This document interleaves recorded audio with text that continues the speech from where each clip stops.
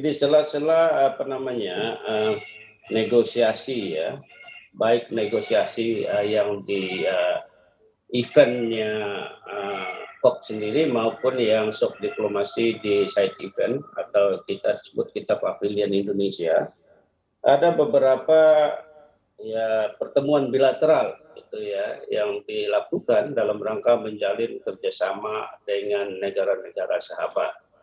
Salah satu pertemuannya itu trilateral sebetulnya antara Indonesia, Brasil, dan Republik Demokratik Kongo, di mana ketiga negara itu sepakat untuk menjajaki kemungkinan bekerja sama selaku pemilik hutan tropis terluas di dunia, gitu. Untuk bagaimana pertama membangun semacam bargaining position, gitu ya, terkait penilaian hutan tropis sebagai bagian dari aksi mitigasi iklim global, terutama terkait dengan RRDD Plus, namanya Reducing Emission from Deforestation and Forest Degradation Plus. Nah, di mana RED Plus ini kan di dalam Paris Agreement diatur di pasal 5 atau artikel 5 bahwa adanya result based payment di situ. Nah, ketiga negara menjajaki kemungkinan bahwa nilai result based payment per ton CO2 equivalent di sektor kehutanan khususnya lewat RED Plus kalau bisa dinaikkan, karena apa?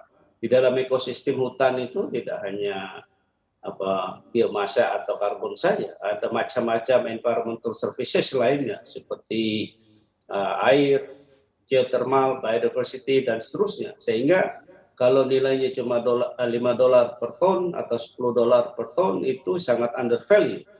Sehingga perlu macam-macam valuation yang harus dilakukan sehingga harga result based payment-nya bisa lebih pas, lebih besar gitu. Mungkin aja $100 per ton atau $200 per ton, tergantung daripada elemen pembentuk harga yang diunitkan dalam karbon 1 ton karbon CO2 equivalent itu. Dan yang kedua,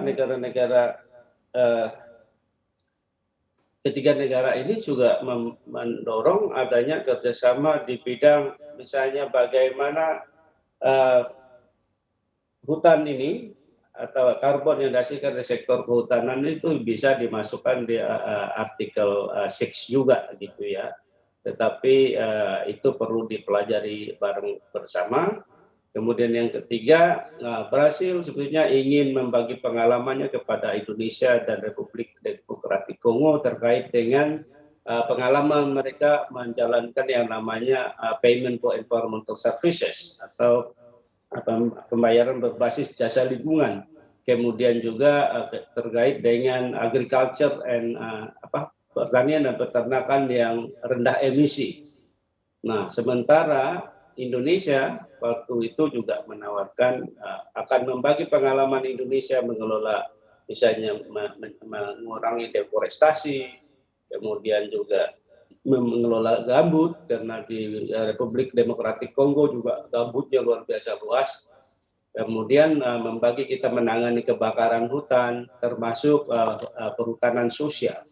Dari sisi Kongo sendiri, mereka tentunya ingin banyak belajar dari Indonesia dan Brasil terkait REDD Plus, kemudian terkait juga pengelolaan kebakaran, deforestasi, dan lain-lain. Sehingga waktu itu Menteri Lingkungan Hidupnya yang juga sekaligus beliau adalah Wakil Perdana Menteri Republik Demokratik Kongo ingin sekali datang ke Indonesia dan Brasil untuk belajar lebih lanjut. Yang kedua, secara bilateral. Ya, Mbak, kita sebetulnya pada saat tanggal 2 itu Menteri Lingkungan Hidup dan Pasifik Inggris secara gamblang mengumumkan akan membantu Indonesia terkait dengan pollination by 2030 sebanyak 350 juta pound sterling atau kurang lebih 500 juta dolar US selama 10 tahun gitu ya, dalam rangka mendukung yang hari pertama atau kedua Bapak Presiden menyampaikan pollination by 2030. Nah, tentu dukungan Inggris ini harus kita kaji lebih lanjut, kita diskusikan lebih lanjut secara membangun technical agreement yang betul-betul dibahas secara intensif antara kedua negara. Untuk informasi lebih lengkap dan berita terkait, klik link yang ada dalam deskripsi. Dan jangan lupa untuk install aplikasi CNBC Indonesia di App Store dan juga Play Store. Jangan lupa subscribe ya.